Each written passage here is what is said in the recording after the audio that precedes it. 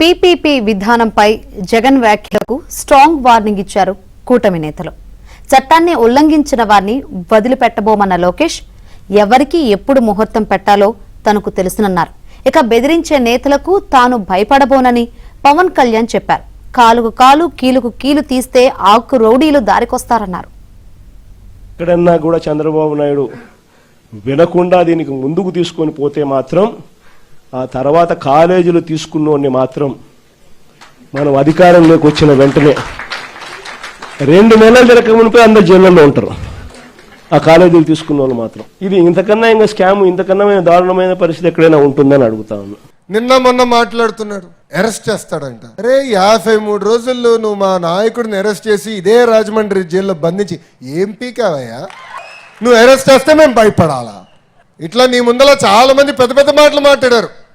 వాళ్ళందరి పరిస్థితి ఏమైందని ఒక్కసారి ఆ సైకోని ఆలోచించమని నేను అంటున్నా. రప్పరప్ప అంటే ఏంటి రప్పరప్ప? 2 రప్పరప్ప మేము మిగతాం. ఎర్ర బుక్లో 3 పేజీలని ఇంకొన్నాయి చాలా పేజీలు.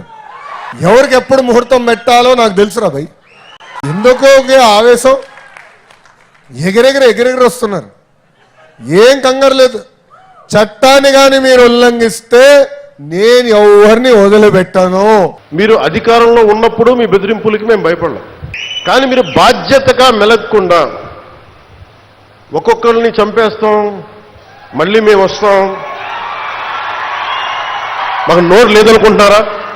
కూర్చొని మీరు కాంట్రాక్ట్లు వేస్తే కాంట్రాక్ట్లు చేసిన వాళ్ళందరినీ మేము బెదిరించేస్తాం, జైల్లో పెడతామంటే ఏమనుకుంటున్నారా మీరంతా? అలా బెదిరించే సమూహం ఎవరైనా సరే, పవన్ కళ్యాణ్కి అధికారం ఉన్నా అధికారం లేకపోయినా పవన్ కళ్యాణ్ ఎప్పుడు పవన్ కళ్యాణ్ లాగే ఉంటాడు. భయపడ్డాం. ఇంట్లోంచి బయటకు వచ్చేటప్పుడు తిరిగి వెళ్తాం లేదు అని డిసైడ్ అయ్యే వస్తాం.